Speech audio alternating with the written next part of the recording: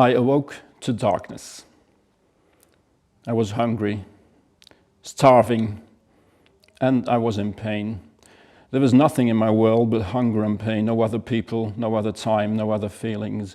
I was lying on something hard and uneven, and it hurt me. One side of me was hot, burning. I tried to drag myself away from the heat source, whatever it was, moving slowly, feeling my way until I found coolness, smoothness, less pain.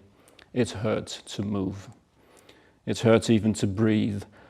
My head pounded and throbbed, and I held it between my hands, whimpering. The sound of my voice, even the touch of my hands, seemed to make the pain worse.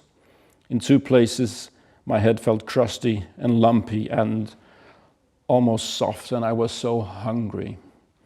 The hunger was a violent twisting inside me. I curled my empty, wounded body tightly, knees against chest, and whimpered in pain.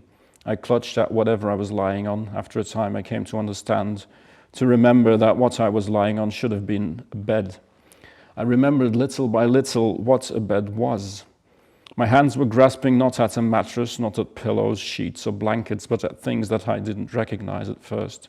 Hardness, powder, something light and brittle.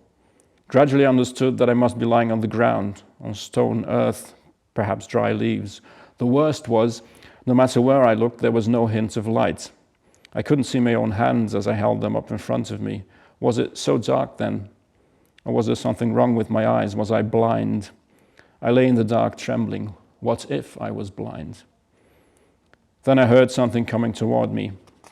Something large and noisy, some animal. I couldn't see it, but after a moment I could smell it. It smelled not exactly good, but at least edible. Starved as I was in no condition to hunt. I lay trembling and whimpering as the pain of my hunger grew and eclipsed everything. It seemed that I should be able to locate the creature by the noise it was making. Then, if it wasn't frightened off by the noise I was making, maybe I could catch it and kill it and eat it. Or maybe not. I tried to get up, fell back, groaning, discovering all over again how badly every part of my body hurt. I lay still, trying to keep quiet, trying to relax my body and not tremble. And the creature wandered closer. I waited. I knew I couldn't chase it, but if it came close enough, I might really be able to get my hands on it. After what seemed like a long time, it found me. It came to me like a tame thing, and I lay almost out of control, trembling and gasping and thinking only, food, so much food. It touched my face, my wrists, my throat, causing me pain somehow each time it touched me and making noises of its own. The pain of my hunger won over all my other pain. I discovered that I was strong in spite of all the things that were wrong with me. I seized the animal. It fought me, tore at me, struggled to escape, but I had it. I clung to it, rode it, found its throat, tasted its blood, smelled its terror. I tore at its throat with my teeth until it collapsed. Then, at last, I fed, gorged myself on the fresh meat that I needed. I ate as much meat as I could. Then my hunger sated and my pain dulled. I slept alongside what remained of my prey.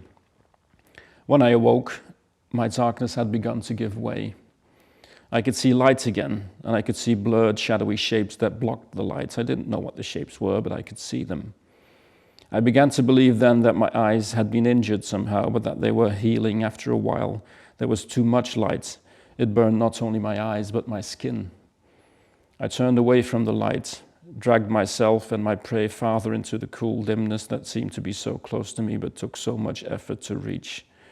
When I had gone far enough to escape the light, I fed again, slept again, awoke and fed. I lost count of the number of times I did this, but after a while, something went wrong with the meat. It began to smell so bad, and even though I was still hungry, I couldn't make myself touch it again. In fact, the smell of it was making me sick. I needed to get away from it. I remembered enough to understand that it was rotting. Meat rotted after a while, it stank, and the insects got into it. I needed fresh meat.